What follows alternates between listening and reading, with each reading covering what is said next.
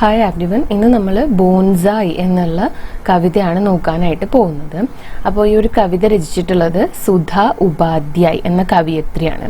സത്യത്തിൽ ബോൺസായി എന്ന് പറയുന്നത് ചെറിയ ഒരു ചട്ടിയിലോ പാത്രത്തിലോ ഒക്കെ ആയിട്ട് വലിയ മരത്തിന്റെ ചെറിയ ഫോംസ് വളർത്തുക. ഇപ്പൊ ഇവിടെ തന്നിട്ടുള്ള പിക്ചർ പോലെ തന്നെ ഇപ്പൊ ഇതിൽ നിങ്ങൾക്ക് കാണുമ്പോൾ ഇത്ര പോകുന്ന ഒരു ചട്ടിയിൽ ഒരു ചെടിയുടെ രൂപമല്ലല്ലോ കാണാനായിട്ടുള്ളത്, ഒരു മരം തന്നെ വളർന്നു നിൽക്കുന്നത് പോലെയാണ്. അപ്പം ഇത്തരം രീതിയിൽ ചെറിയ ഒരു ചട്ടിയിൽ ഒരു മിനിയേച്ചർ മരം തന്നെ വളർത്തുന്ന ഒരു ആർട്ടാണ്, അതിനാണ് ബോൺസായി എന്ന് പറയുന്നത്. അത്തരം മരങ്ങളെയാണ് ബോൺസായി എന്ന് പറയുന്നത്.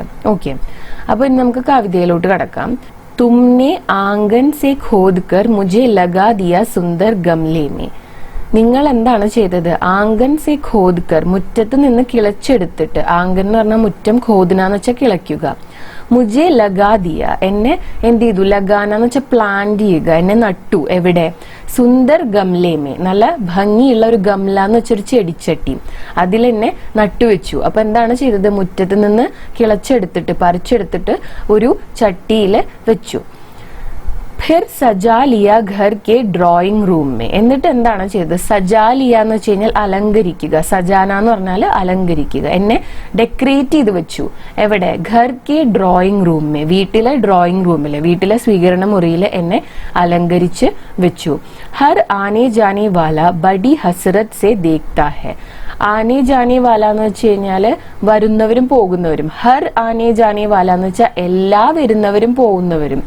ബഡി ഹസ്രത് സെ, ഹസ്രത്ത് എന്ന് പറയുമ്പോൾ ആകാംക്ഷ എന്നായിരിക്കും, അല്ലെങ്കിൽ നിങ്ങളുടെ ടെക്സ്റ്റിൽ പറഞ്ഞിട്ടുള്ളത് അത്യാഗ്രഹം എന്നാണ്. അപ്പം ആകാംക്ഷയോട് കൂടിയും അത്യാഗ്രഹത്തോടു കൂടിയും ഒക്കെ എന്നെ നോക്കുന്നുണ്ട്.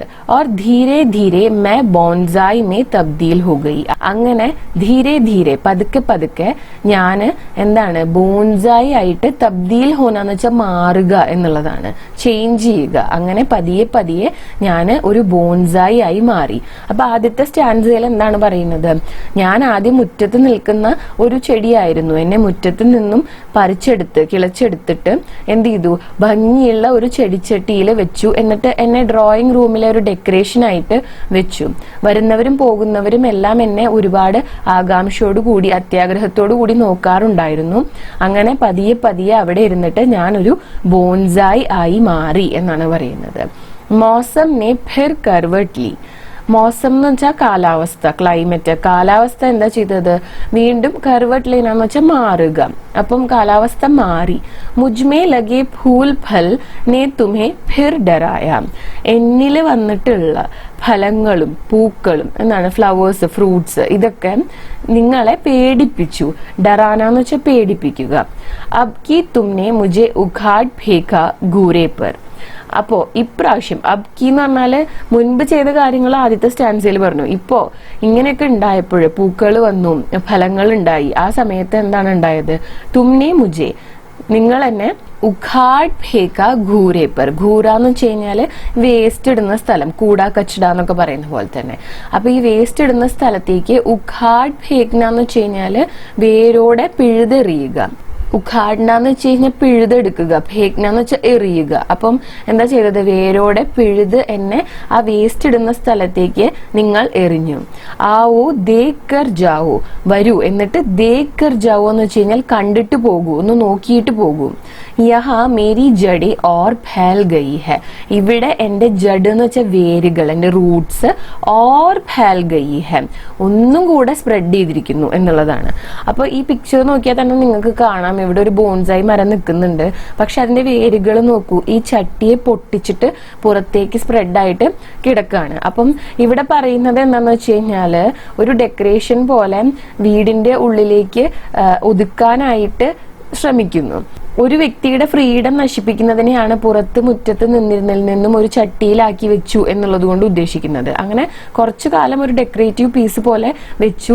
അതിനുശേഷം ആ ചെടിയിൽ വരുന്ന മാറ്റങ്ങൾ കണ്ടപ്പോൾ ഈ ചെടിയുടെ ഓണർക്ക്, അല്ലെങ്കിൽ ഈ ചെടിയെ ആ വീടിന്റെ ഉള്ളിൽ വെച്ചിരുന്ന ആ ഒരു വ്യക്തിക്ക് പേടിയാവാൻ തുടങ്ങി. ആ പേടിയുടെ പുറത്ത് ഈ ചെടിയെ വേരോടെ പിഴുത് വേസ്റ്റിന്റെ അവിടേക്ക് എറിഞ്ഞു. പക്ഷെ അവിടെ ഉണ്ടായ മാറ്റം എന്താന്ന് വെച്ച് കഴിഞ്ഞാല് ആ ചെടിക്ക്, അല്ലെങ്കിൽ ആ ബോൺസായി മരത്തിന് മതത്തിന് അതിന്റെ വേരുകളെ കൂടുതൽ ആഴത്തിൽ ആഴ്ത്താനും അതുപോലെ തന്നെ ഒരുപാട് സ്പ്രെഡ് ചെയ്യാനും പറ്റി എന്നുള്ളതാണ്. അപ്പം ഒരു സ്ലേവറി അല്ലെങ്കിൽ ഒരു അടിമത്വത്തിൽ നിന്ന് ഒരു ഫ്രീഡത്തിലേക്കുള്ള യാത്ര പോലെയാണ് ഈ ഒരു കവിത വായിക്കുമ്പോൾ മനസ്സിലാവുന്നത്. ഓക്കെ, അപ്പോൾ ഇനി നമുക്ക് കവിയത്രിനെ കുറിച്ചൊന്ന് നോക്കാം. सुधा उपाध्याय. सुधा उपाध्याय हिंदी की आज की लेखिकाओं में महत्वपूर्ण स्थान रखती है. सुधा उपाध्याय ഇന്നത്തെ ഹിന്ദി ലേഖികകളിലെ महत्वपूर्ण स्थान रखती है എന്ന് വെച്ച് കഴിഞ്ഞാൽ ഇമ്പോർട്ടൻ്റ് ആയിട്ടുള്ള ഒരു വ്യക്തിയാണ്. उनका जन्म उत्तर प्रदेश में हुआ. ഉത്തർപ്രദേശിലാണ് ജനിച്ചത്. 29 नवंबर 1972 ജനിച്ചത്.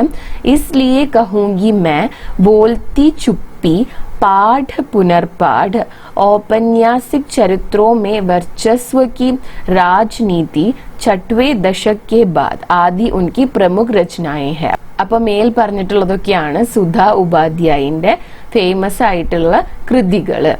ഷീല സിദ്ധാന്തകർ സമ്മാൻ, അമർ സരസ്വതി സമ്മാൻ, साहित्य गौरव सम्मान, मैथिली शरणगुप्त पुरस्कार आदि से वे सम्मानित है. അപ്പോൾ ഈ പുരസ്കാരങ്ങളൊക്കെ ലഭിച്ചിട്ടുണ്ട് എന്നുള്ളതാണ്. ഓക്കെ, അപ്പം ഈ ഒരു കവിതയിൽ ഇത്രയാണ് പറയാനായിട്ടുണ്ടായിരുന്നത്. അപ്പോൾ ഈ വീഡിയോ നിങ്ങൾക്ക് യൂസ്ഫുൾ ആയിട്ടുണ്ടാവുമെന്ന് കരുതുന്നു. യൂസ്ഫുൾ ആയിട്ടുണ്ടെങ്കിൽ വീഡിയോ ലൈക്ക് ചെയ്യുക, ഷെയർ ചെയ്യുക, ചാനൽ സബ്സ്ക്രൈബ് ചെയ്യുക. അതുപോലെ തന്നെ നിങ്ങളുടെ സജഷൻസ് ആൻഡ് കോമെന്റ്സിൽ എഴുതി അറിയിക്കുക കേട്ടോ. Thanks for watching the video.